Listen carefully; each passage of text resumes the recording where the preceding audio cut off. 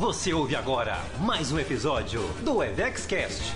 Oferecimento Instituto EVEX, cuidando de empresários e das suas empresas. Bem, pessoal, vamos mais uma gravação hoje de um episódio aqui do nosso EvexCast. E hoje eu e André estamos aqui com a convidada muito especial, que é a Rafaela Rossi. A Rafa é especialista na área de valuation, né, Rafa? Isso, e a pergunta que a gente faz para todos vocês: quanto vale a sua empresa?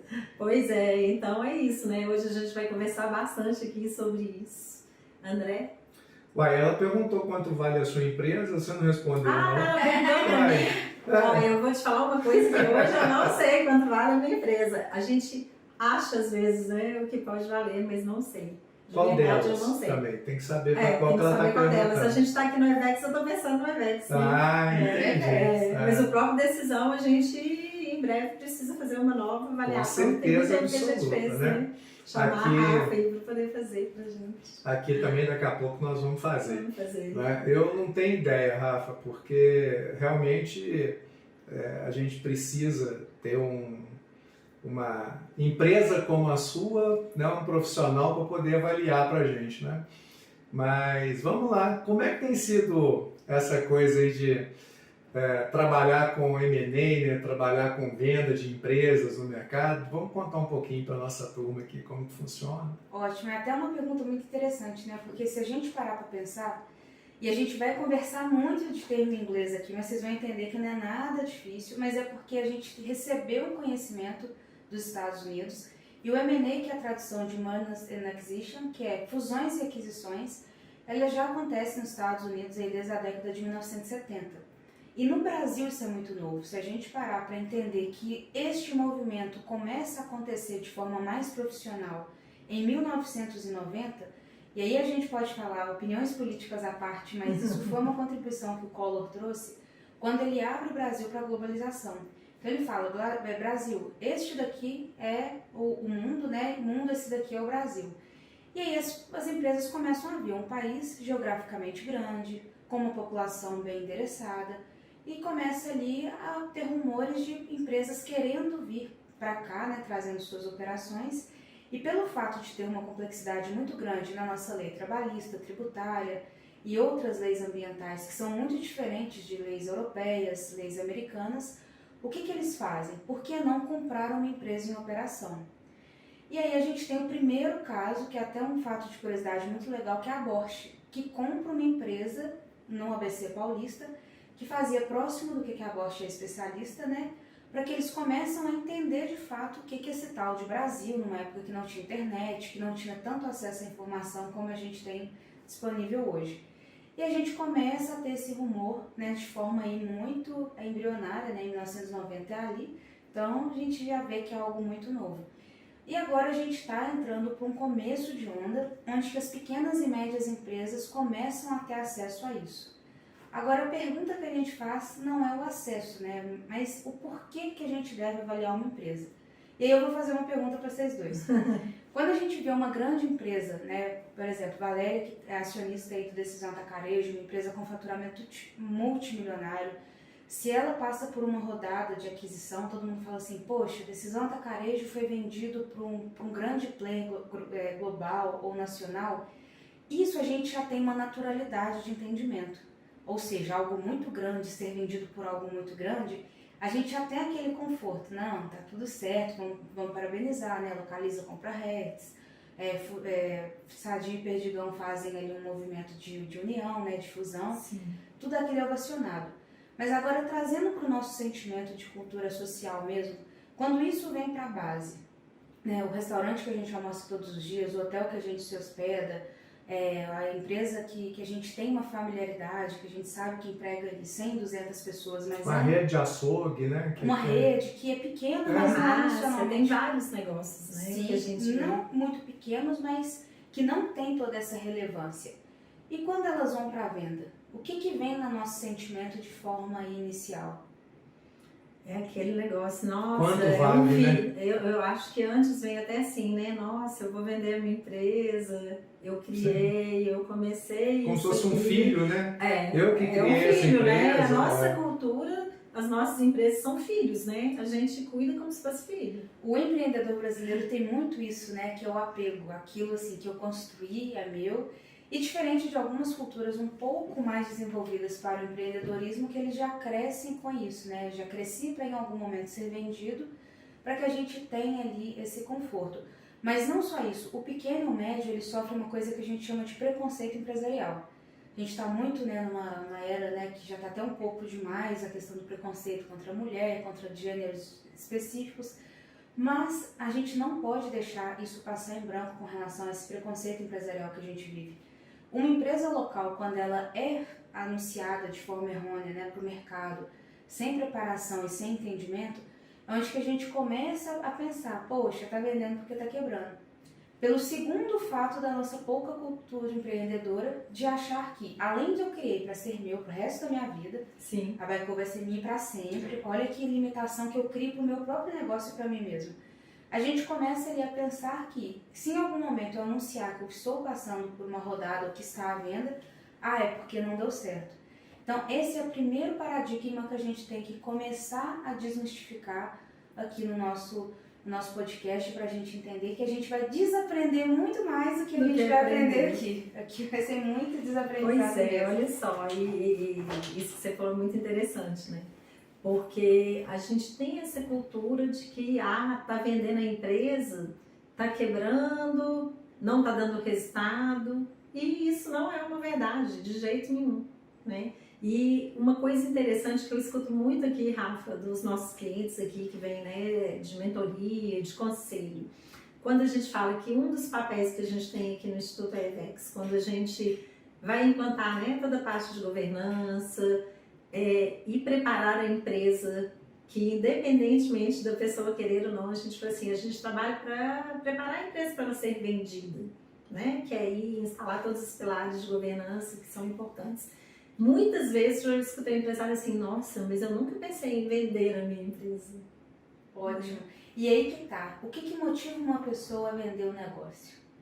Pois é, né? Seguindo esse raciocínio, o que eu vejo hoje que motiva principalmente o pequeno é problema, né? Ou está quebrando mesmo, ou ele teve um desentendimento com o sócio, está precisando sair da sociedade, aí ver se o sócio não compra, vai vender para outro, esse tipo de coisa, né? Ótimo. Mas não é por isso que a gente deve trabalhar a venda de uma empresa, né, Rafa? Essa linha é a linha mais importante para a gente começar a entender, que é o autoconhecimento que o empresário tem que ter sobre o momento que ele está.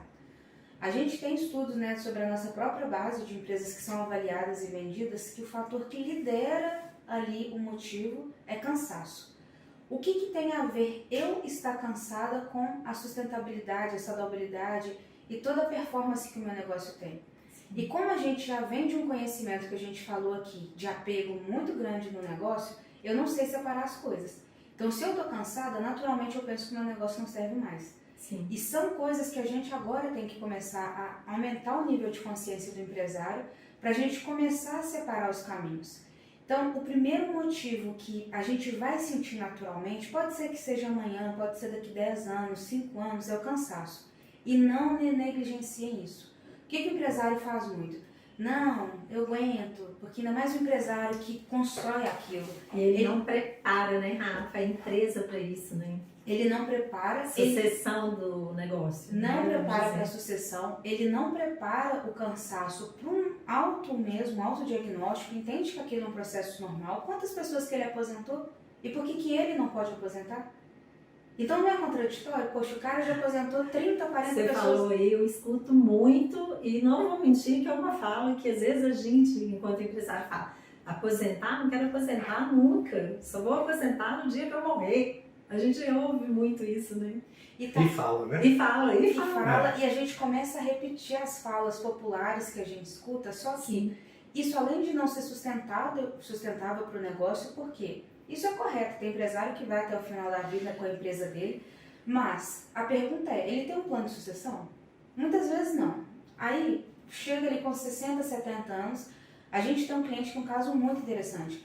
É uma rede de padarias em São Paulo, o cara fatura assim quase 60 milhões em padaria, então para o setor é algo relevante. É muito relevante. Já ali quase 6 milhões por ano de lucro, é algo que ele já se coloca entre 1% da população brasileira. Sim. E ele formou um médico e um engenheiro. Isso Não é tem muito sucessão na família. E aí é quando ele entendeu que o momento dele de cansaço bateu na porta e falta de sucessão, então ele está com 2 motivos acompanhados no mesmo elemento, ele falou assim, poxa, agora não consigo mais. Só que a gente tem que entender que isso é muito natural e ter esse autoconhecimento sobre onde nós estamos e qual é o nosso momento pessoal é muito importante para que a gente tenha clareza sobre os próximos passos do nosso negócio. Então, não só há essa parte, né, da necessidade de aposentadoria, a falta de sucessão, mudança é algo que também está sendo muito latente com relação a essas variáveis, né? Pode ser uma mudança geográfica, uma mudança, né, de mercado. Nós estamos em um ano eleitoral e a gente já está ouvindo dentro dos nossos clientes que se o presidente A ou B ganhar, que por esta mudança ele não quer mais empreender.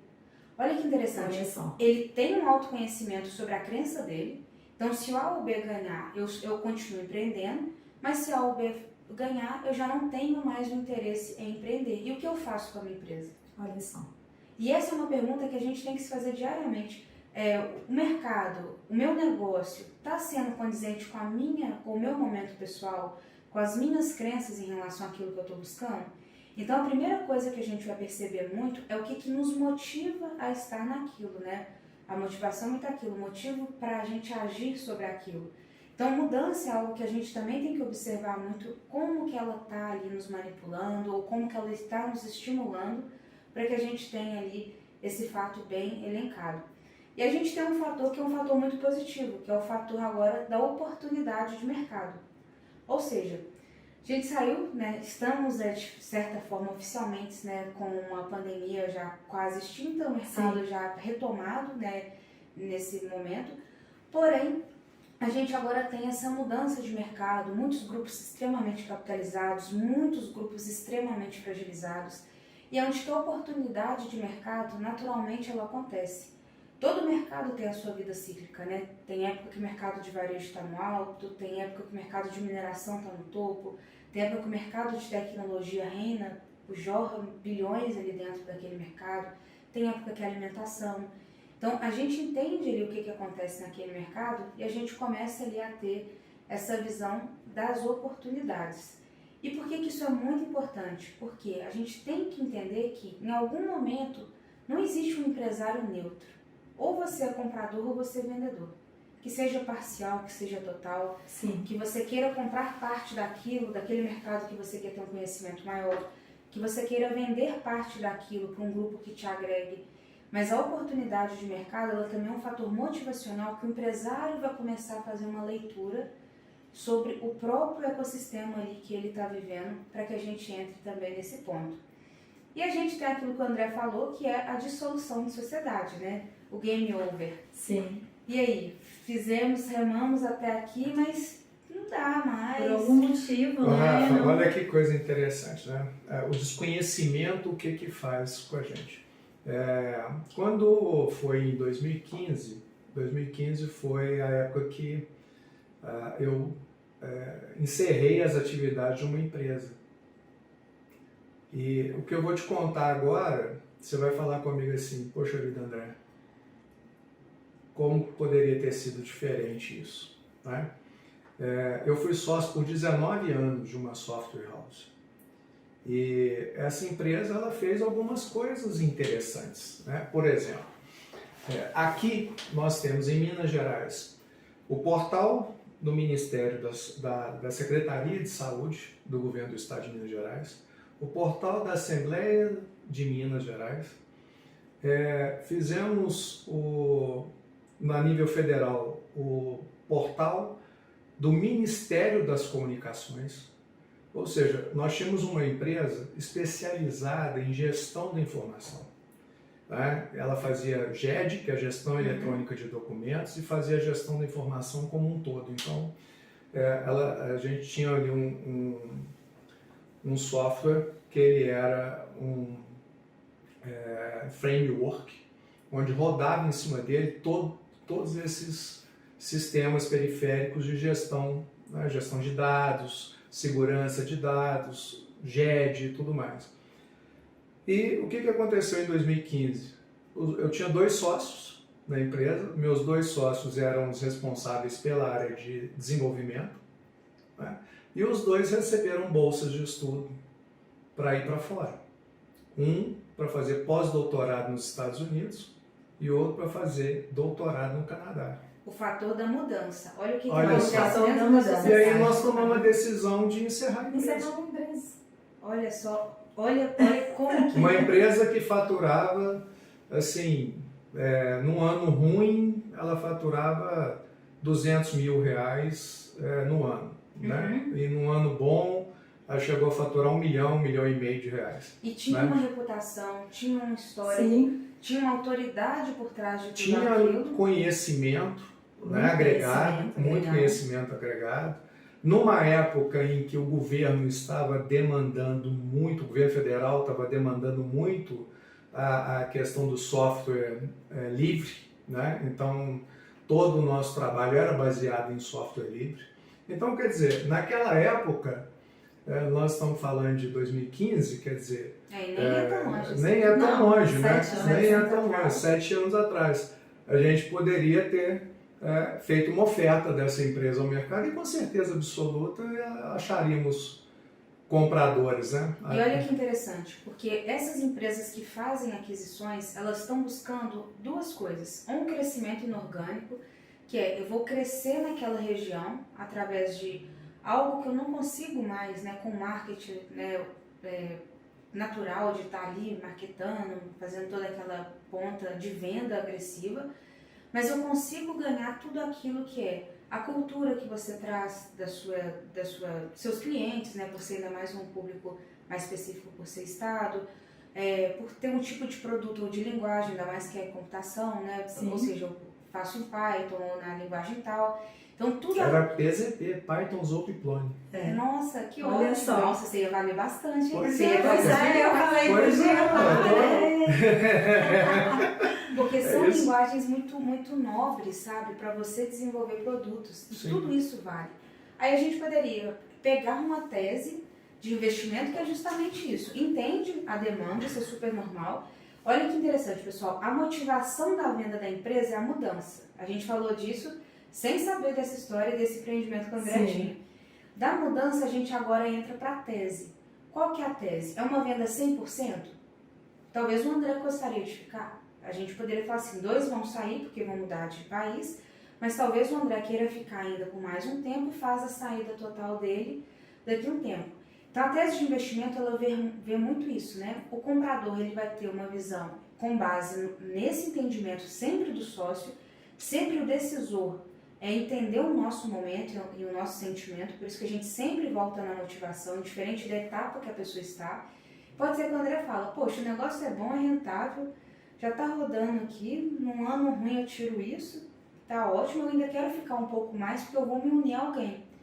Então, o que a gente faria? A gente poderia fazer rodadas de liquidação sobre o seu percentual. Isso é muito comum no setor de compra e venda de empresa. Não faz a venda total e a gente vai programando vocês, não só a mente, mas a própria empresa, para que com o passar do tempo ela vai valendo mais e a gente vai tendo ali todas essas saídas mais atrativas, né, de forma financeira para trazer uma aposentadoria, trazer um valor nesse momento. E a tese tem muito isso, pode ser um concorrente, pode ser um parceiro financeiro, pode ser alguém híbrido, que é alguém que concorre com você. Investidor mesmo, né? Que fala, poxa, deixa eu Sim. apostar nesse pessoal, porque sozinho eles fizeram isso, e se eu colocar algo pra gente trazer uma robustez no time? Então, por isso que é muito importante a gente ter isso, que é o autoconhecimento do empresário muito lapidado, sabe? Essa consciência cada vez mais clara com relação ao momento que você está e o que você está buscando para que a gente tenha esse ponto. Mas que legal, André, saber disso. Pois mas... é. Mas É igual outro dia ele aquela brincou, ele falou coisa assim, se eu tivesse esse conhecimento, né, melhor antes, e os sócios também, porque os sócios eram muito acadêmicos, né? Sim. Então, não eram pessoas empreendedoras, vamos dizer assim, né? São excelentes profissionais. Um deles já estava na universidade como professor há muitos anos e o outro estava entrando, ingressando, né? Então eles escolheram a carreira acadêmica. E como eu era ali o braço comercial da empresa... O André investiu, né, muito tempo, mas não ficava na empresa. Né? Eu era executivo do mercado financeiro, era diretor de banco e tal, e eu investia na empresa como investidor mesmo. Então, quando eu saí do mercado financeiro, eu decidi pegar ali a empresa e trabalhar a empresa comercialmente eu mesmo. Só que o seguinte, não durou 6 meses, porque veio a questão da bolsa dos dois. E eles resolveram. E aí resolvemos. E como a empresa era uma empresa que ela trabalhava em cima de projetos, ela não era uma empresa de base SaaS, né? A gente não entregava serviço, a gente entregava projeto pronto. Se a gente entregasse serviço, poxa, estava em pé até agora e estava funcionando. Né? Na recorrência. Estava na recorrência e estaria funcionando. Então, o que aconteceu? Ali os meninos, eles entregaram, nós entregamos os projetos que estavam pendentes e não pegamos mais. Então, a empresa parou, automaticamente ela parou. Né?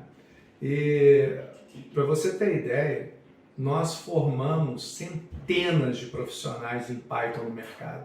Centenas. A riqueza que isso traz, porque hoje é tão caro ter profissional especializado em qualquer linguagem, né? Sim. É uma área, né, que está super em alta, a gente estava falando disso. Antes de começar a escassez do mercado. Um dos nossos braços era a formação em PZP, né? Python, Zoom e Plone. A gente tinha cursos de formação. Então, assim, mas é aquela coisa, eu falo, né, Valéria, que a falta de conhecimento provoca esse tipo de coisa. A gente aqui não sabe tudo, né? E tem muita coisa que ainda no mercado empresarial a gente precisa aprender, apesar de sermos empresários há tantos anos. Porque às vezes, igual por exemplo, você domina, né? Basta a gente conversar com você que a gente percebe isso muito claramente, você domina essa questão do M&A, do valuation, dessa coisa de negociação de empresa, mas isso é uma coisa, como você diz, é novo, né? Porque vamos pegar. É novo. De 1990 para cá, é novinho. 30 né? anos. Tem 34, né? Porque foi quando nós começamos a namorar. Né? Já é pouco, né? 32, né? 32, eu falei 34. Essa é aquela conta que nunca esquece. Oi? Essa é aquela conta que nunca esquece. E aí, assim, o tempo todo vão surgindo, né, novas... como é que eu vou falar? Novas estruturas de trabalho, né, e de negócios. E eu me lembro aqui, o primeiro caso bacana que eu vi no Brasil dessa questão de compras, né, e que depois houve uma recompra, é a história do Flávio Augusto com a WhatsApp. Sim. Né? É um caso que virou case mundial, né? Ele consegue fazer uma venda extraordinária, uma compra com menos de 15% do valor que ele recebeu, e agora está reestruturando um grupo educacional para ser lançado em bolsa daqui 2 anos de novo, com uma visão muito mais forte do que ele tinha, né? Então é muito importante e foi muito bacana porque eu acompanho bastante o Flávio, e um negócio que eu achei bacana da história foi o seguinte: quando ele recebeu a primeira proposta de compra, né, que hoje é uma pessoa que é sócio dele, inclusive, no projeto dessa estruturação, né? Agora chama Wizard.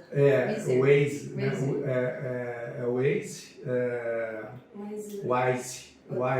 Wise Educação. Wise Educação. Wise Educação, que é a mistura da WhatsApp com a Wizard. Isso. Né? Então, juntaram os dois monstros, né? O Flávio Augusto com o caso Wizard, e estão fazendo aí essa estrutura. Mas o legal foi o seguinte, que quando ele recebeu a primeira proposta, que na época foram 250 milhões de reais pela empresa dele, ele falou assim: por que estão me oferecendo 250 milhões de reais? Eu não ganho isso no ano. Por que estão me oferecendo isso? E aí ele foi entender, ele não respondeu, ele falou: não, agora não, vamos esperar um pouco. E foi estudar que jogo era esse, o que estava acontecendo, né?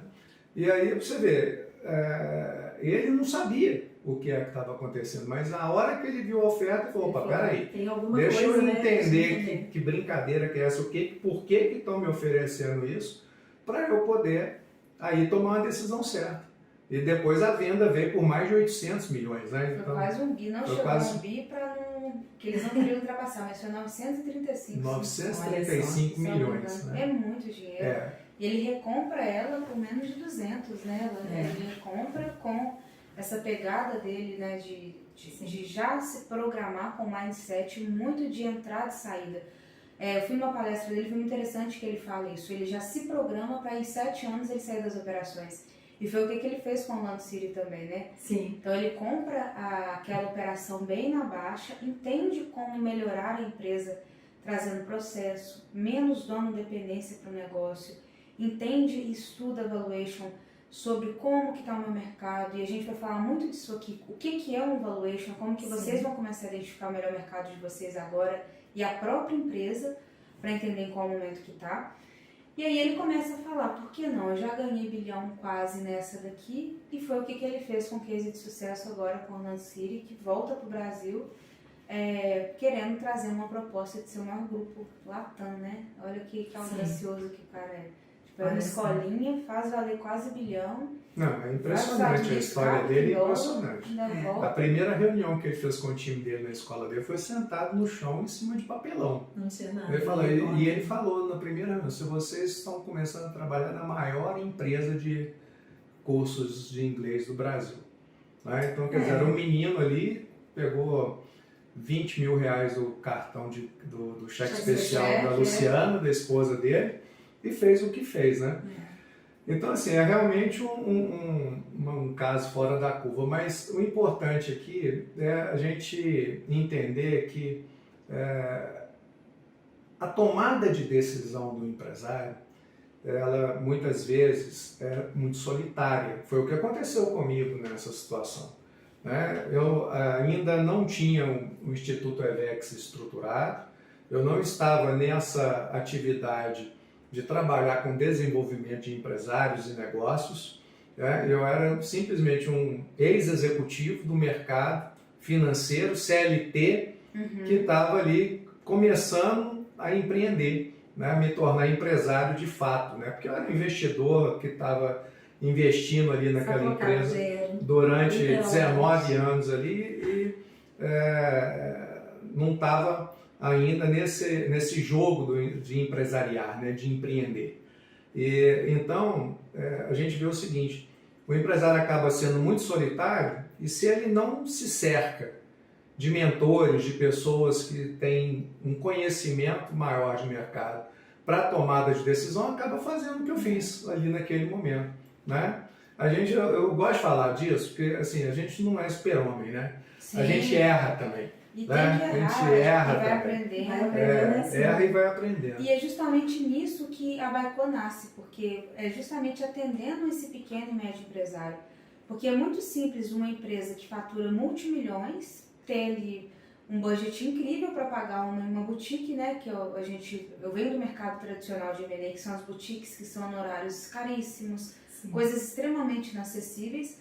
Mas como que em 2015 eu numa boutique de M&A falava, ok, André, eu consigo te ajudar. Só que para eu te ajudar, a minha avaliação de empresa é 50 mil reais. Eu falo assim, como assim, Rafa? Eu sou uma pequena empresa. Eu quero 10% do seu negócio, ou seja, a minha comissão mínima tem que ser no mínimo 200 mil reais. Aí isso desconecta totalmente com o pequeno e médio. Sim. E a habilidade empreendedora que o André tem falado muito é justamente isso. A coragem de entender o momento que você está. E 2, essa resiliência de entender qual ponto sair, ou que seja de forma forçada. Você se resistiu até o momento que deu, mas buscar o conhecimento que tem. Sim. Então, a Baico vem justamente para cumprir essa lacuna no mercado, né? Para que a gente consiga atender o pequeno e médio empresário que queira fazer a avaliação e a venda da sua empresa com acesso, segurança e agilidade, né? Para a gente tratar casos como o seu e para as pessoas não entrarem no limbo da frustração. Porque a gente fica frustrado. Isso traz um sentimento de impotência, isso traz um sentimento de fracasso, mancha o nosso currículo pessoal. Porque a culpa não é sua, você tá feliz pelos seus sócios terem passado nas melhores universidades do mundo.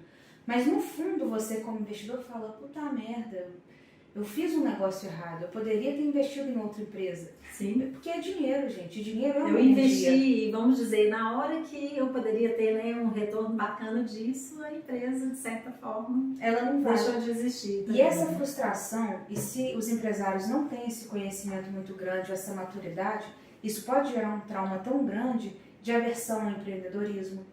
A gente pode continuar com o ranking de maior empresa que mata empresa no Brasil, que hoje o Brasil é o maior matador de empresas, né? O maior índice de mortalidade de pequenas e médias empresas no mundo é nosso. Sim. Bom demais, porque nasce muito, mas ruim demais porque a gente não sabe vender. A gente tem um problema que, se não mudou recentemente, 8 em cada 10 empresas não passam do 5º ano. Não passam justamente por isso. Aí a gente vai entrar agora num ponto muito importante, antes mesmo de falar de valuation, que é mentalidade. Existem 2 tipos de mentalidade do empresário e vocês também têm que ter 2 a partir de agora, para vocês entenderem qual jogo vocês vão jogar. É a mentalidade do lucro e a mentalidade do equity. O que é isso? O empresário que quer jogar o jogo do lucro é aquela pessoa que, se a empresa deu 20 mil de lucro por mês, ele retira aqueles 20 mil, vai ter uma vida legal com a família dele, vai ter carros legais, vai conseguir morar bem, com um padrão brasileiro, e vai deixar uma empresa crescer num ritmo menor, mas vai ser um empresário, digamos assim, tradicional, em um mindset tradicional. E quando a gente vai tirar o valuation, que eu vou explicar para vocês daqui a pouco como que ele vai ver isso, a gente vai entender que é uma empresa um pouco mais tradicional, estagnada, com um mindset mais rígido quanto aquilo, né? Que é a mentalidade mais seca quanto à própria escala que o negócio traz. Ele tem, né, pelo que eu estou entendendo, é aquela mentalidade que eu tenho aquele negócio para minha sobrevivência. E para a sobrevivência da minha família, para me dar, conforto, estudar meus filhos, ter a minha casa própria, Tô bem, carro porque legal. Comparado com as pessoas do meu meio, eu já sou diferente, que eu já tenho uma renda muito melhor. Eu já tenho uma certa liberdade. Não quero crescer mais, eu não estou querendo problema. E ele vive de lucro. E ele vive de lucro. Gente, tá tudo certo. Ok, tá tudo é uma certo. escolha, né? A escolha é dele. E tem um empresário que vive de equity. De novo, inglês demais. Vamos lá, o que é equity? vamos explicar É lá cotas, é participação da empresa. E tem empresário que quer viver de participação. Eu conheci o André, né, o filho da Valéria e do André, em um evento, e eu achei super interessante que ele falou assim, eu vou tirar o mínimo possível do meu negócio para conseguir reinvestir com mais agilidade. Olha o que ele quis me dizer, eu estou jogando o jogo do equity. Sim. O que esse empresário faz? Ele é um empresário que ele tem uma visão um pouco mais profunda. Porque vocês concordam comigo que participação de empresa é uma coisa invisível? Sim. É invisível, gente. Eu passei por uma rodada agora que foi avaliada em milhões na minha empresa, mas na minha carteira mesmo não tem nada. Tem na minha empresa. Sim. A minha empresa possui milhões, mas não a Rafa. A escolha que eu faço é cada vez mais o meu negócio vai engordando. Eu quero tirar o mínimo possível e vai crescendo. Porque o que o mercado vê? Uma empresa que cresce rápido, um sócio que está ali dando sangue, uma pessoa que está ali, né, que tem um conhecimento do negócio, especificou naquilo, né, tá nichado e tem aquela visão, está disposto a ver um jogo invisível e não é aquele que quer pegar o jogo palpável, é algo que para eu, investidor e mercado, tende a valer mais. Ambos estão certos, porém é muito agora uma decisão de mentalidade sobre qual abertura, né, de liberdade que você vai querer por um certo tempo. Então, eu estou abrindo mão de determinadas coisas para esse momento da minha vida, mas para tentar buscar um futuro mais confortável para minha família lá na frente. Poderia estar um pouco mais confortável agora, porém mais estagnada no futuro. Ambos estão certos. É a mentalidade agora que vai determinar o quanto vale a sua empresa. Mas então, quanto que vale a empresa? Como a gente sabe como quanto vale a empresa? Aí tem que perguntar para a Rafa, né, Rafa? Quanto Então, que vale lá. a minha empresa? Vamos lá. Primeira coisa que a gente tem que deixar muito claro, a avaliação de empresa não é uma ciência exata. É uma ciência de aproximação que a gente agora vai começar a observar 3 coisas em todo o movimento que a gente for fazer no nosso negócio. Qual que é a capacidade do nosso negócio em gerar resultados? Em gerar resultados de forma limpa. O que é isso? esse caso desse empresário que fala, meu negócio é muito bom e eu tiro 20 mil por mês, mas às vezes ele oferece uma função tão pobre para o negócio, às vezes o negócio já está rodando e não precisaria mais dele ali.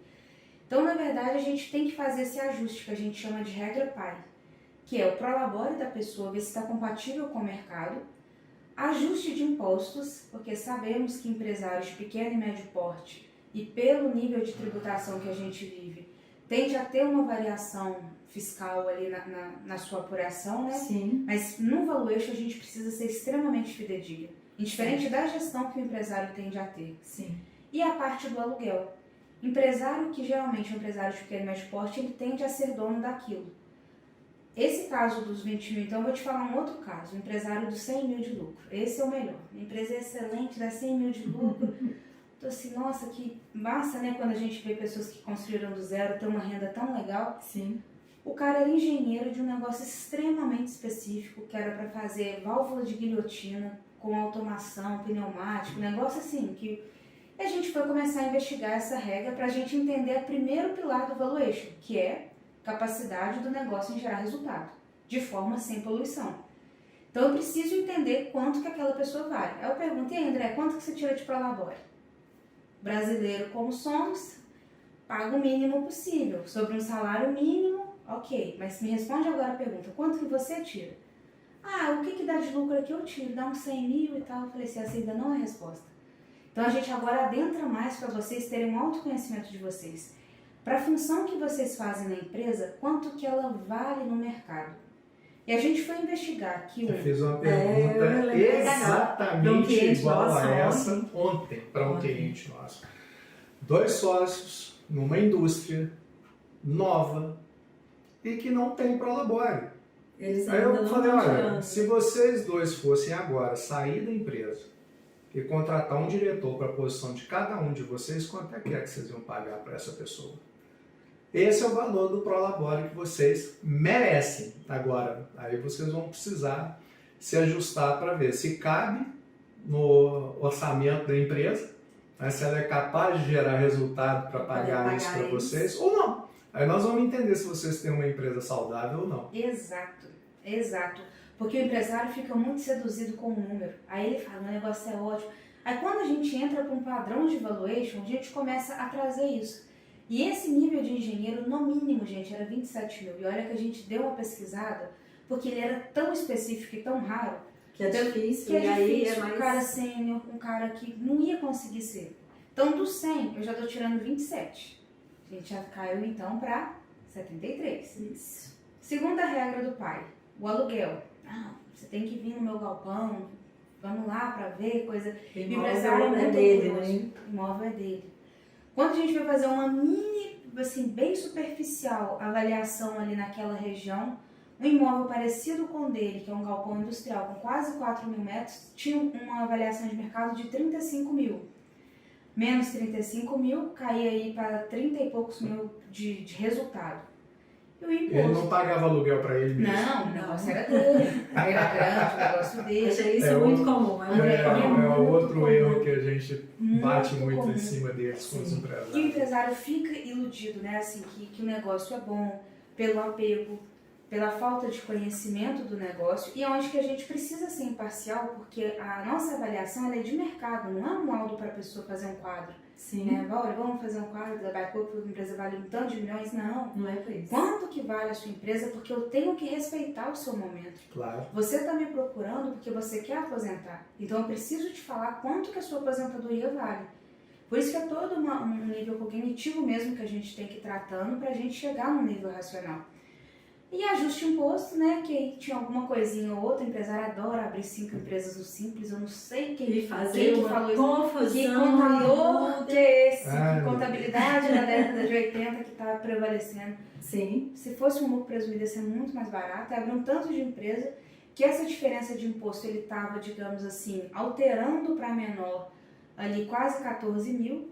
No final dos ovos ali, valia quanto o negócio dele? Dava 20 mil de resultado limpo para uma operação que faturava mais de 1 milhão por ano, mais de 1 milhão por mês. Por mês. E ele tem que... E ele fora ficou tudo seduzido. que ainda vem, né, de risco em De cima risco do negócio. trabalhista. trabalhista, Porque ele mexe na tributário. indústria, se corta a mão de um funcionário, Sim, mexendo com aço, volatilidade de uma commodity que é muito agora em voga, ainda mais em crise, né? A commodity tende a ser a coisa que ciscos do prevalece. mercado, né? E econômico, político. E ele veio com aquela, eu faturo 1 milhão por ano, por mês, dou 100 mil de lucro por mês, meu negócio de margem de 10% líquida, limpo, tudo certo. Eu falei, para uma indústria tá ótimo, ainda mais indústria que é uma escala alta. Falei, e tal, nossa, o negócio dele deve ser até interessante. Mas essa é a primeira coisa que o empresário tem que ter, então. Capacidade do negócio em gerar resultados de forma limpa. Entrando com o processo de avaliação, a gente vai limpar vocês para a gente entender se está certo ou não. Segunda visão que a gente tem que ter, o mercado que a sua empresa está endereçado. É um mercado de educação? Qual tipo de educação? É um mercado de indústria, de válvula, pneumática? O que isso tem a crescer ou não? É um mercado de radiador? O que isso tem a cair? Né? O mercado que tende a ficar cada vez mais obsoleto e agora só é mais reposição de peça do que Sim. crescimento. Então, o segundo ponto é a gente entender qual que é a visão que o seu mercado tem para que a gente consiga linkar aquilo junto com esse fator. E o terceiro fator é a macroeconomia. O que uma avaliação de empresa é? Nada mais do que uma foto do seu negócio tirada naquele momento. Imagina uma empresa semelhante à desse senhor que a gente trouxe hoje na Ucrânia. Olha como que a macroeconomia influencia. Então, esse é um ponto que a gente tem que ter muita noção. Por que é muito importante que o empresário refaça o valuation dele pelo menos uma vez por ano? A gente não faz um check-up no médico uma vez por ano? É como se fosse um check-up mesmo, para a gente verificar se está tendo performance financeira da forma correta que o mercado adequa, se está no regime tributário ok, nada de 5 CNPJ, gente, cadinho, conversa com o contador dos Isso mesmo. Eu só tenho Mas a gente tem cliente e isso é uma luta mesmo. Mas isso também é outra Eles herança. entenderem. Se alguém contou para alguém que ter 5 é melhor do que melhor. um presumido ou um lucro real, Sim. e eles não entendem que isso fica muito caro. A gente Não ainda tem. escuta até hoje a tal da meia nota, entendeu? 1/3 de nota. A gente escuta isso. Depende, Né? você quer saber o meu de verdade ou vai contar? Aquela história do contador, né? Que a gente sabe que é piada, né? Hoje, porque fala assim, qual que é o resultado que você tem? O contador fala assim, qual que você Qual quer? que você quer? Né? Não é mais Não assim, é mais né? assim. A gente O sabe mercado não cabe mais. esse jogo não cabe mais, né? Não dá mais para ser amador, né? Empresário amador. E infelizmente, aqui, Rafa, a gente trabalha já, vamos fazer 7 anos, né? Com desenvolvimento de pessoas e empresários. E eu falo isso com muito cuidado, sabe? Tem muita gente sonhando em ser empresário, mas não é ainda, né? A pessoa está ali, talvez num alto emprego, trocou a CLT por um CNPJ para não ter chefe mais, porque não estava aguentando mais seguir ali na doutrina de alguém numa empresa, e acaba dando certo. Com muito sacrifício, com muito esforço, acaba dando certo. E muitos dão certo, né? Até outro dia eu escutei um professor da Fundação Dom Cabral falar uma coisa que eu falei assim, gente, nossa, mas é muito por aí. Ele falou que os que dão certo são aqueles que pularam do precipício e caíram em cima dos mortos. Entendeu? Então, assim, amortecido pelo corpo. Tipo assim, eu vi o tanto de merda que aquele pessoal fez ali e eu não vou fazer daquele jeito, né? Acaba melhorando um pouquinho alguma coisa no processo, na gestão e dando certo, né? Sim. Só que para chegar nesse nível da discussão que nós estamos tendo aqui agora, né, que é sair desse jogo do lucro e ir para o jogo do equity, precisa, né, se tornar um empresário de fato.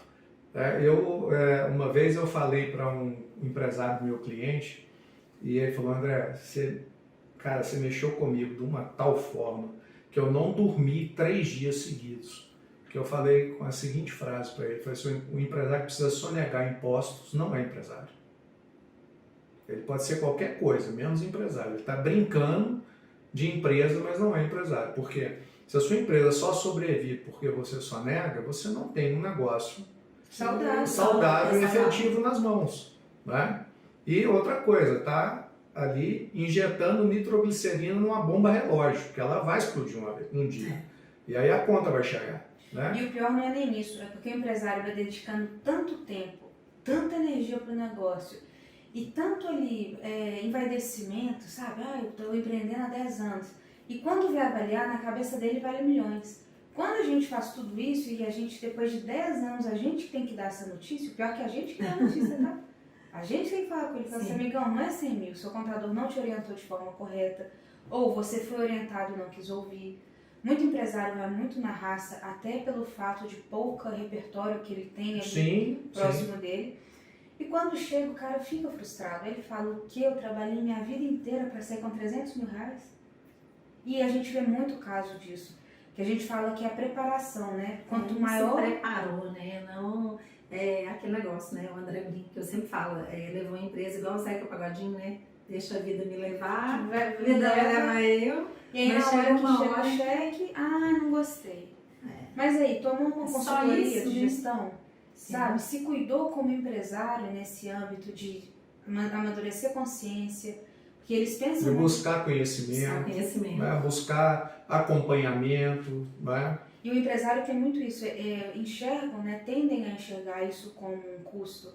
E mal sabe, gente, que o maior investimento é aquele pequeno mindset que ele muda ali na sua mentalidade, aquela pequena dica que ele demorou anos para construir, de estudo, de conhecimento mesmo ali de dia a dia com outros empresários, que ele te fala naquela consultoria que muda a trajetória da sua empresa, você fala, não vou investir não.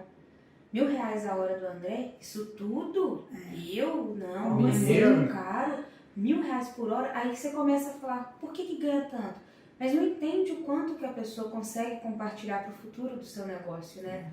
E as pessoas começam a rotular esses investimentos, que na verdade é para a gente, empresário, como custo com relação a isso, né? Então, pontos assim que a gente como empresário tem que se policiar. Sim. Se a nossa pessoa física vai ao médico, se a nossa pessoa física se alimenta todo dia, por que nossa pessoa empresário fica desnutrida? Nunca vai num especialista, nunca toma a suplementação correta. Acha que está sempre bom, que sabe. Escuta um podcast como esse que é enriquecedor, mas agora, gente, é ir na fonte, entender a fundo. Isso é para a gente clarear a nossa névoa aqui.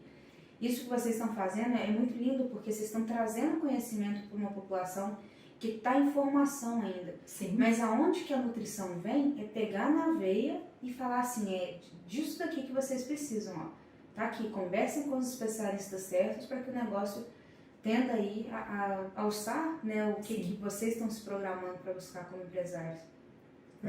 E tem uma coisa, né, Rafa, que é muito interessante, que é o seguinte, quando você sai desse jogo do lucro e vai para o jogo do equity, o que acontece é que muitas vezes, se você está fazendo a coisa da maneira correta, do jeito certo, se o resultado está limpo, como você disse, a pessoa, muitas vezes esse empresário, esse empreendedor, ele consegue gerar capital para ele num espaço de 5, 10 anos, que ele levaria a vida inteira para gerar se ele fosse no jogo do lucro a vida toda, não é? Exato. A gente olha vê o que o André está muito falando.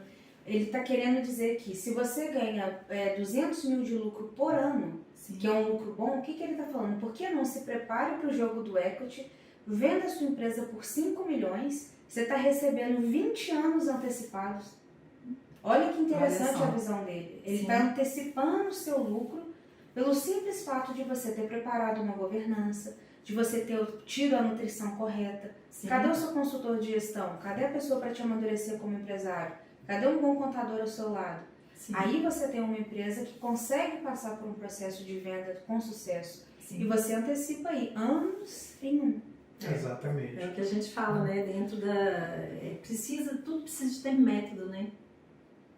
Igual quando você vem aqui, né, conversar com a gente, o valuation, ele é um método, né?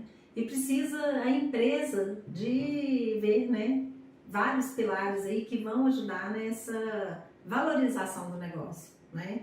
Que entra aí a parte de gestão de pessoas, né, de processos bem definidos, o financeiro, igual a gente falou aqui, que precisa de ser correto, né? essa parte tributária, a gente ser tão importante, né? Eu falo, as pessoas montam um negócio, acham que é ali registrar um CNPJ e pronto, e começa a operar sem nenhum planejamento, né? Também.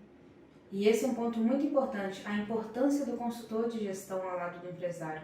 E não adianta simplesmente, agora eu vou avaliar a minha empresa, se não tiver preparação. Sim. Então, é um nível de informação que a gente tem que ter, por mais que a gente tenha produtos adaptados para o pequeno e adaptados para o médio, de acordo com o nível de informação, mas chega um momento que ele não aguenta remar. Tem que ter, toda empresa tem que ter um consultor de gestão ali ajudando, orientando, um mentor. Se for uma empresa de médio porte, já parte para um conselho, para pessoas que conseguem ali, muito maiores que você, gente. A gente só cresce com pessoas maiores. Exatamente. Senão você fica ali no limbo da vaidade. Tá vendo? Eu já sou o rei aqui da minha empresa. Ou muitas vezes também falar, não é para mim ainda, né?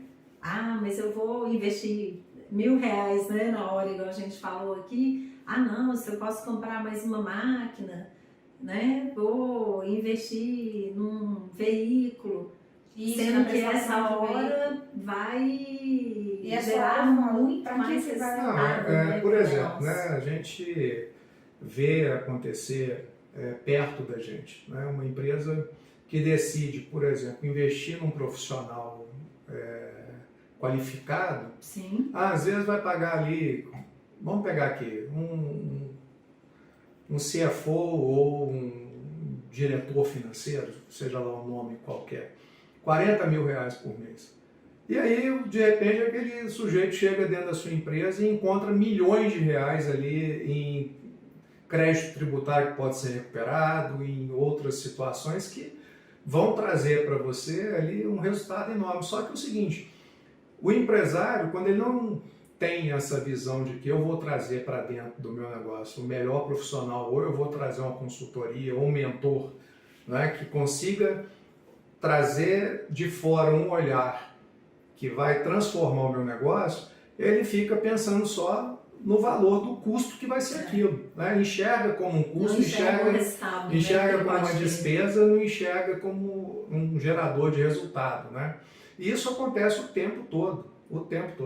Eu tive um empresário aqui, eu tenho, né, um empresário cliente nosso, que esse para mim assim, é um case absurdo. Ele fez essa questão aí das participações em negócio de uma maneira empírica. Assim, né? Ele não se tornou sócio de ninguém, ele é dono de tudo. Mas ele foi ele mesmo investindo em outros negócios e abrindo a empresa dele para outras pessoas pilotarem ali o projeto, num trabalho que nós fizemos de 2016 para cá. Quando ele chegou aqui, ele queria faturar R$500 mil em 2016. E aí, quando eu analisei o projeto dele e as metas que ele havia colocado para a equipe dele, Rafa, eu falei com ele, você não precisa de mim para bater essa meta. Aí ele, como assim eu não preciso de você, André? O que você está falando? Não, você não precisa de mim, não. Cara, a sua equipe começar a ficar 4 dias na praia e trabalhar 1 dia por semana, que eles vão bater essa meta. Você não precisa de mim. Ele falou, não, então vou mandar todo mundo embora, vou mandar todo mundo. Eu falei, não, você não vai mandar ninguém embora. Nós vamos fazer o seguinte, você já fez o mais difícil, que foi montar a equipe. Agora vamos dar objetivo real para eles. Moral da história, 2016 que ele queria R$500 mil, foi 7,8 milhões de faturamento. Olha só. Nossa! Com a mesma equipe. Com a mesma equipe, extraordinário. Com a mesma equipe. E o ano passado, em plena pandemia, 560 milhões de faturamento, com 4 empresas ao invés de uma, lá de 2016. Todas elas, tirando uma, né, que ele inventou uma moda lá, as 3 sinérgicas do negócio que ele já fazia, braços que ele foi abrindo do mesmo negócio, e está hoje no Brasil inteiro trabalhando numa situação muito diferente, né? Lá morando bem na Barra da Tijuca e tal, aquela coisa toda no Rio de Janeiro. E aí ele fala uma coisa que é assim, que eu acho muito legal a fala. Ele fala assim, eu como meu mentor eu estou armado para a guerra, pode vir o que vier. Pode vir, gente. E ele é dono de tudo, das 4 empresas dele, não tem sócio, mas tem ali os executivos, o pessoal tocando cada uma das coisas. Então, imagina agora se a gente traz ele para um jogo desse, né, para poder fazer um valuation, ver o que tem e, de repente, para quanto que vai isso, né? E como que isso traz valor para o negócio, né? Para ele entender o intangível mesmo. Por mais que ele vai tirar milhões de lucro por ano ali, Sim. por que a gente não mostra, olha quantos milhares de milhões você já tem? Será que já está na hora de realizar? Convidar um grupo muito maior para vir fazer parte de você? Sozinho você já faz 500 milhões ano. Imagina perto de alguém, você vai fazer bi muito mais rápido, né? 5 bi, você vai crescer 10 vezes. Às vezes dá um unicórnio na mão e não está enxergando ele. Né? E é muito disso, né? A parceria do M&A, ela tem muito isso, né? A gente entende, a ferramenta é sempre a mesma. O valuation, ele é só para todos os cenários que a gente falou. Para a gente identificar uma aposentadoria, para a gente identificar uma mudança, uma cisão de empresa, né? Que é quando os sócios vão separar. Sim. Uma oportunidade de mercado que pode ser parcial ou total. Está vindo uma modalidade muito nova para o Brasil, que é muito importante as pessoas começarem a saber disso, chama partnership. O que ele é? Ele entende quanto a empresa vale e você começa a convidar essas pessoas extremamente estratégicas para a sua empresa para fazer parte. Só que não é aquela coisa assim, ô Valéria, você é extraordinária, você é a melhor diretora que eu tenho na minha empresa, eu estou te dando 0,5% do meu negócio. Você, Rafa, sério? 0,5%? Você já sabe a resposta, né? O partnership, ele traduz o valuation e fala, a empresa vale 20 milhões. 0,5% daquilo eu estou te dando 100 mil reais em cotas da empresa. Você começa a criar um programa para os seus colaboradores chaves e até adequado a essas empresas que tendem a ser empresas, né? Eles chamam de organizações infinitas, né? Empresas que tendem a ser muito grandes no futuro e até agora Sim. com mentalidade grande, de 10% do que é o seu negócio você reservar só para programa de partnership. E 90% parte você reserva para investidor. E isso tudo vai ficar tão grande que no final do dia ali, da sua jornada empreendedora, sobra 20% para você que está próximo de bilhão, de multimilhões. Que é o que esses bilionários hoje fazem, né? Tem um percentual deste tamanho, Sim. mas algo com valor tão agregado que faz significativo, né? Assim, é significativo ter isso. Claro. E é aquela pergunta, né? Você quer ser rabo de tubarão ou cabeça de sardinha, né? Sim. Você quer tá em algo muito grande, ter um pedacinho, mas de algo muito grande, ou você quer ficar eternamente na latinha, mas com aquela vaidade de que tudo é meu e que eu sei tudo? Isso, gente, para o valuation não é legal. Então, quando for avaliar a empresa, nunca, jamais, em hipótese alguma, fala que tudo está na sua cabeça, porque assim, seu valuation naturalmente Já vai cair. Não, Com certeza. o empresário conversando comigo falou assim, não, minha empresa recebi um valuation, ela vale 3 milhões. Comigo. Se eu sair de lá, vale nada. Eu falei assim, então tem um negócio, Sim, tem um negócio muito errado aí. Vamos trabalhar para ela valer 30 milhões sem você. Aí a gente vai ficar bacana. Que né? é os processos, é ter uma gestão muito próxima, trazer gente de fora para... Porque a gente fica viciado, queira ou não, a gente fica olhando para aquilo ali todos os dias, você já começa a perder... Vira paisagem, né? Você já perde a Isso visão. é muito comum, viu, Rafa? A gente tem aqui, você vai falando e eu vou lembrando de pessoas, né? Clientes ou ainda não clientes que a gente tem conversado. Mas é muito comum, né? Empresários que eu vi agora, que tiveram problema de saúde na pandemia e a empresa é a pessoa 100%, né? E eu, assim, quando vou conversar, eu falo, se você morrer, o que acontece com a empresa, entendeu? Se a empresa fecha, e aí, a sua família depende do negócio? Olha só que risco, né, enorme. A gente falou aqui da questão de sucessão, né? Muitos empresários que às vezes, né, fazem de tudo ali pela empresa, estão ali trabalhando 12, 14 horas por dia, formam os filhos, né, igual você falou aí, por exemplo, um médico, engenheiro. Eu recentemente conversei com uma empresária que ela está nesse processo de decidir querer realmente vender a empresa. Ela tem um filho único e o filho não quer tocar o negócio. Então ela falou assim, agora eu já estou numa idade que eu não quero mais, né? E a gente vê também casos dentro dos negócios que às vezes acabam ou por resultado ruim, como a gente falou aqui, disputa de família, né? É muito comum Queria a gente fazer ver. E olha só, esse caso aí que você falou da empresária, Sim, ela inclusive está correndo um sério risco de reduzir o valor da empresa dela, sim. né? Porque Querendo como ela está diminuir o cansada, ela está querendo diminuir o negócio. Não, esse Entendeu? não é o caminho certo. Não é o Pois é. caminho, é o que eu falei, de jeito nenhum, entendeu? Porque os anos que ela investiu de esforços ali, sabe, de Sim. maturidade do negócio, ela se tornou uma especialista naquela área, por mais que seja até uma franquia, tem pessoas que são especialistas Sim, em determinadas franquias, né, que já vem com o know-how pronto, sim. mas especializa tanto e No aquilo caso dela, ela criou mesmo. Né? Ela criou, né, e aí de uma repente, eu tô cansada, eu vou reduzir, vou voltar para a década de 2000, porque 2022 não me cabe mais. Não Sim, é esse o jogo, não é né? esse o Pois é. jogo, né? Então é muito importante a gente ter esses níveis de consciência muito elencados. E uma coisa muito importante, a onda está começando a formar. Então é um nível assim, que é um tema muito legal que a gente está começando a tratar, porque a gente nem começou a arranhar o vidro ainda de M&A. Daqui 10 anos, daqui 15 anos, isso vai ser tão comum que a gente vai tratar compra e venda de empresa igual hoje nos Estados Unidos, que é como se fosse imobiliária de empresa, né? Sim. Para empresas de pequeno e médio porte.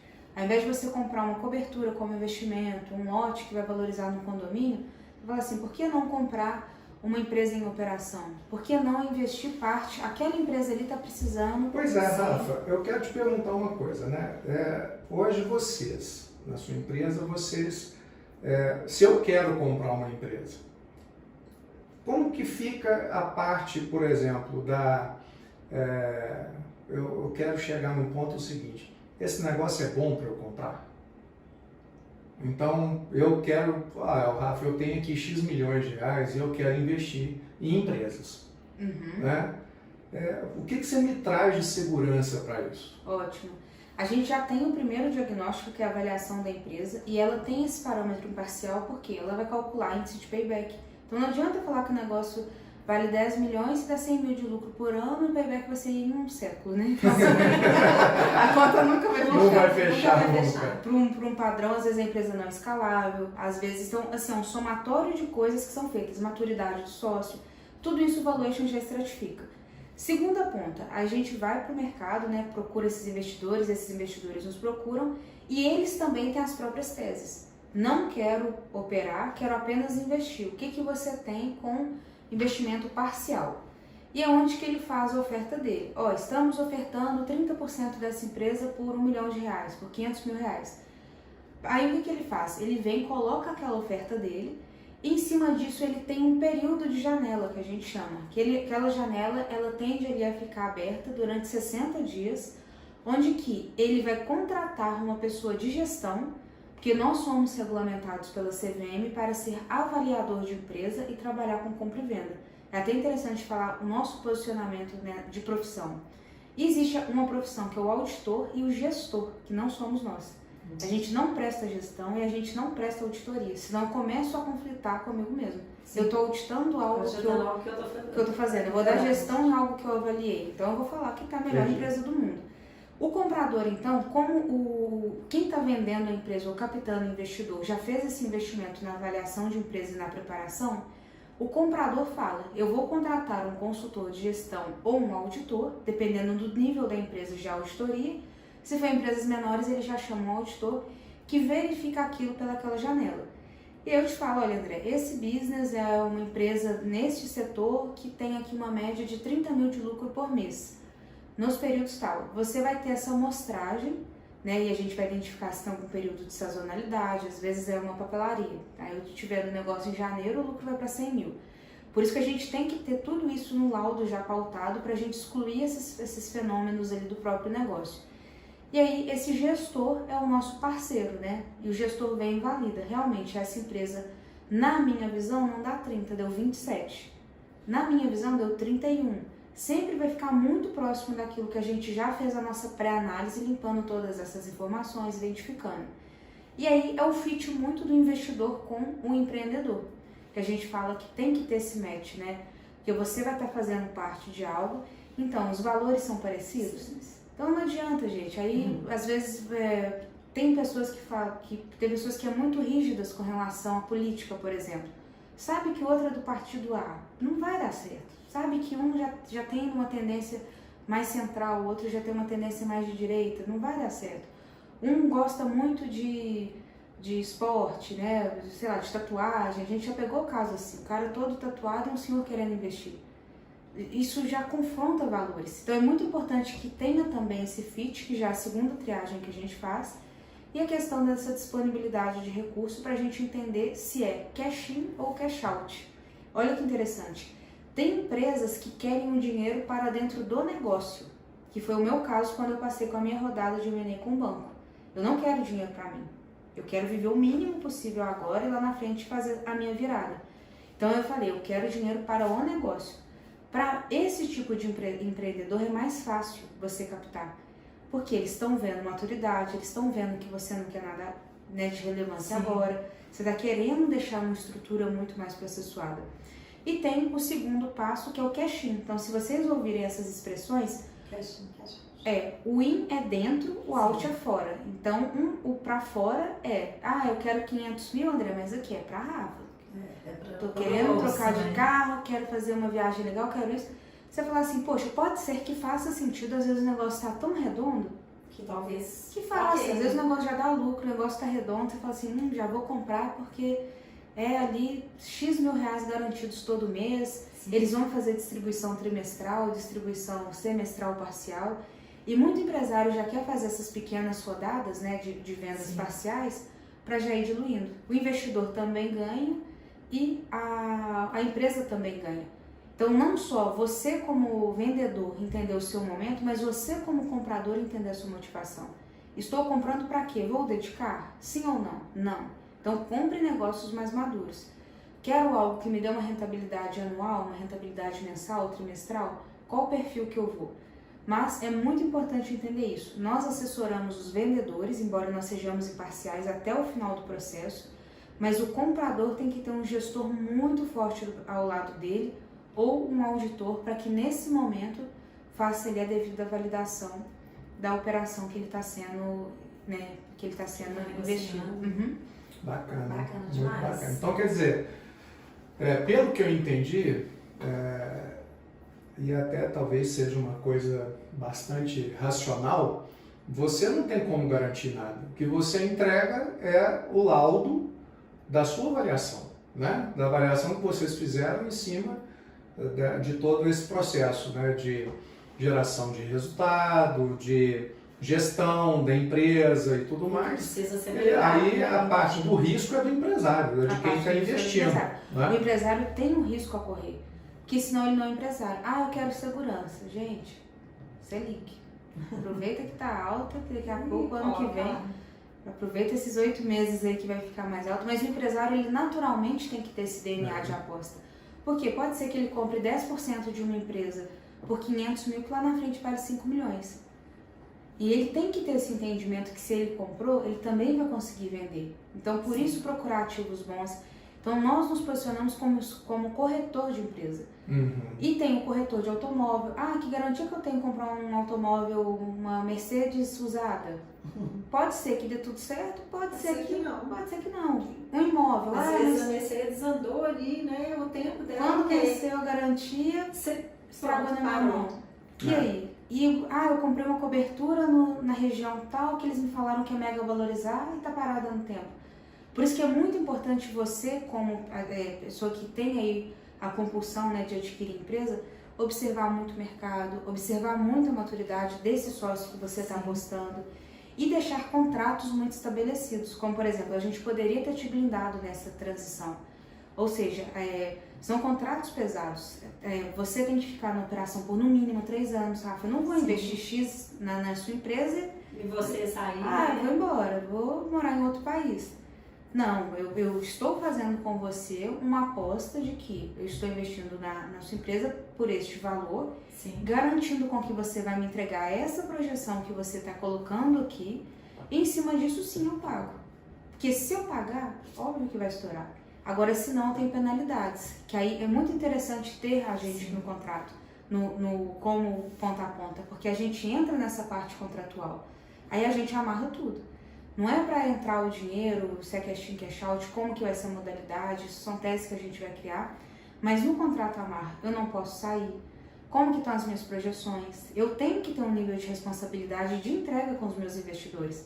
Não é simplesmente captei um cheque aqui e agora vou viver de aumentar o salário de todo mundo, quadriplicar meu prolabore, o que eu acho que eu mereço, não.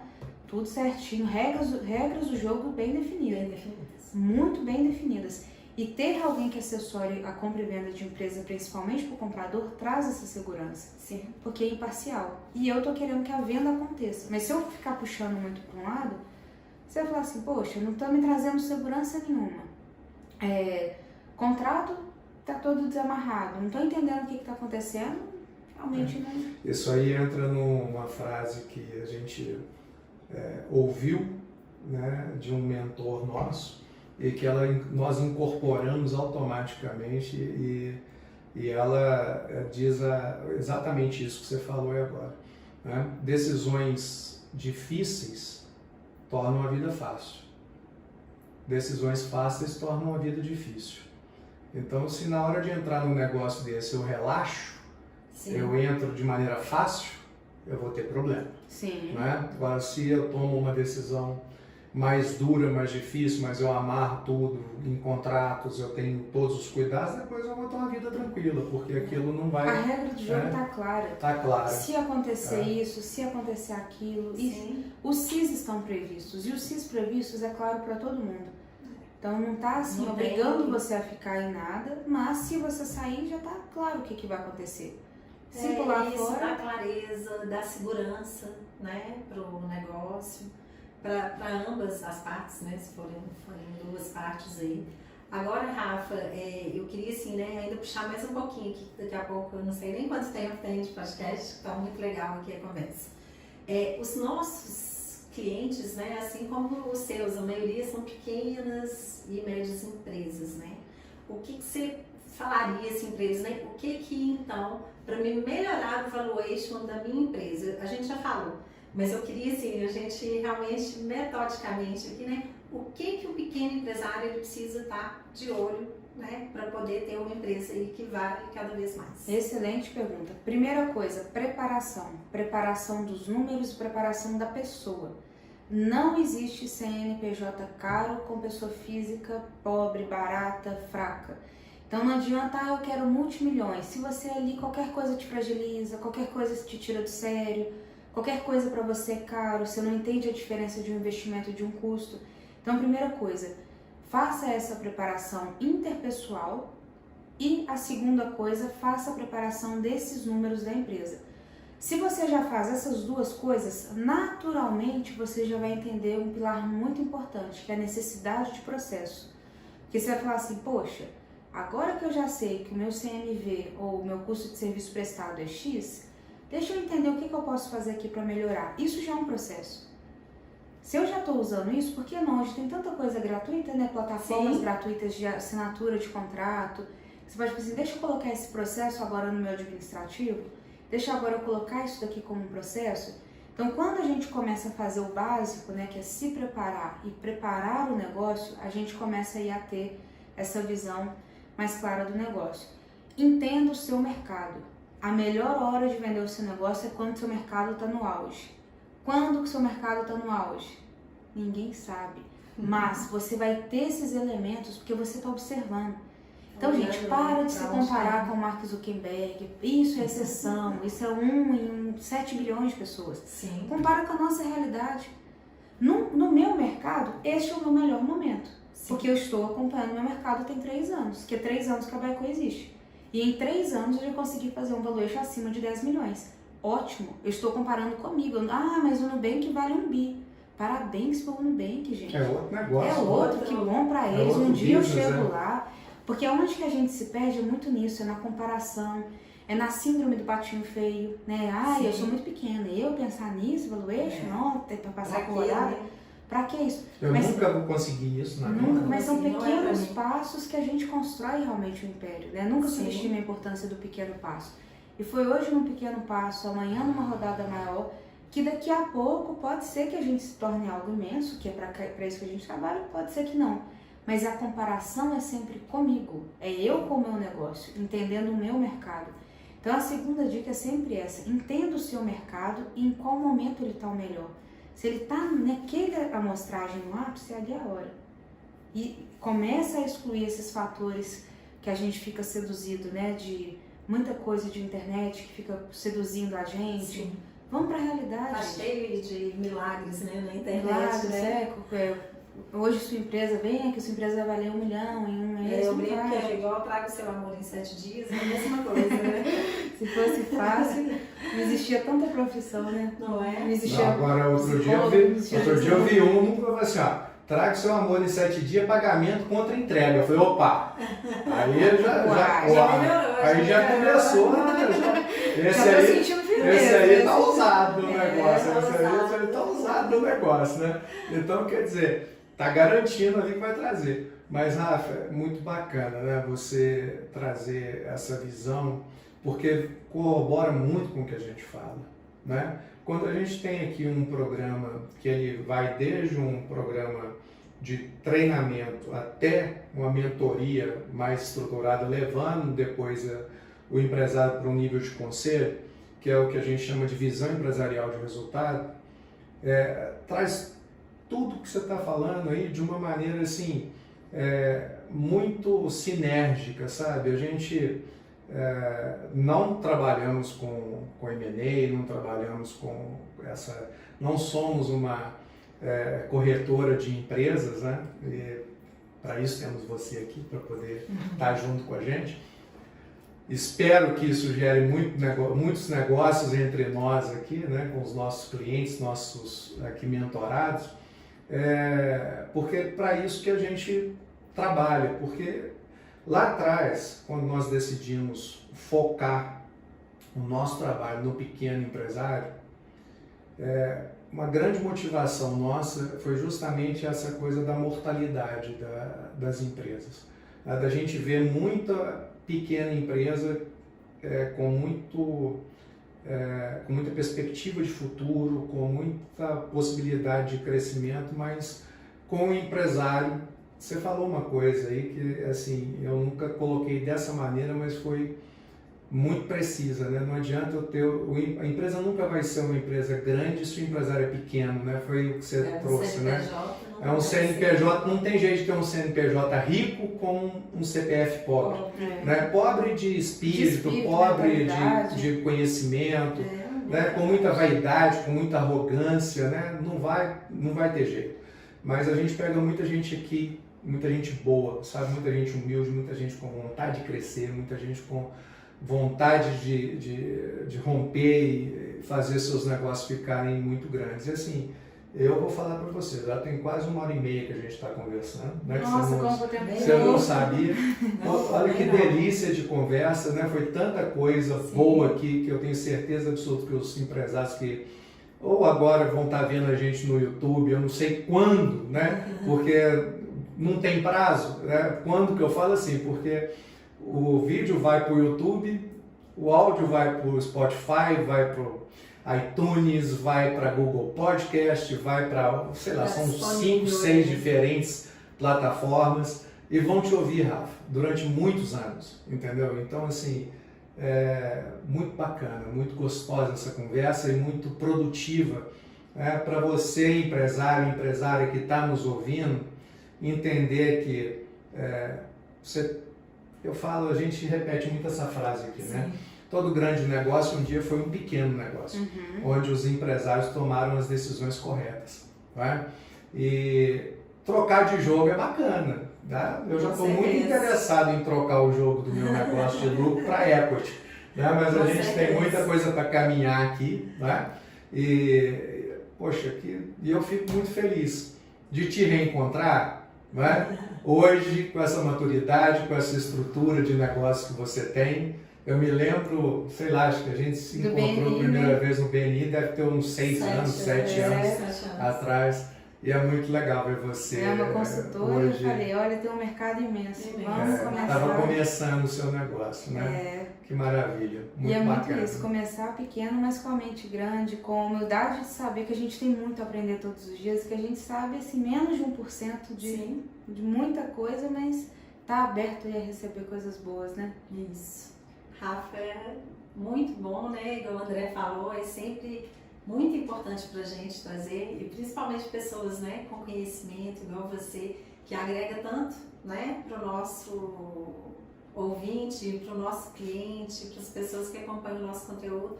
Foi muito rico, né? Te agradecer mais uma vez a disponibilidade de estar aqui. E fala pra gente, se as pessoas quiserem falar com a Rafa, onde elas te encontram. Ótimo, a gente tem 2 páginas, né, no Instagram, uma que é tudo sobre valuation, que eu que estou operando, então dá uma força lá, a gente está assim, muito posicionado para esse público, e a gente tem a página oficial da Baico, onde que a gente até vai ter, eu vou deixar assim, após a liberação do nosso link, uma calculadora para vocês começarem a brincar no valuation, então ela é gratuita para vocês começarem ali a alçar mais sobre esse tema. Então, segue a gente no Insta, tudo sobre valuation, ou Baico Brasil. Baico? Baico, BYCO, Buy de compra, Code Company, comprando companhias, que é a nossa visão aí. E a gente está aí para ajudar, agradeço vocês pelo espaço, que a gente está podendo compartilhar ainda mais sobre esse tema que ainda é pouquíssimo falado. Sim. E ajudar os empresários de pequeno e médio porte a ser uma nação cada vez mais forte e empreendedora. Porque quem que movimenta o Brasil somos nós, 90% aí da base do empresário. Estamos com a gente. Quanto mais forte a gente ficar, mais forte fica o nosso país e todo mundo ganha.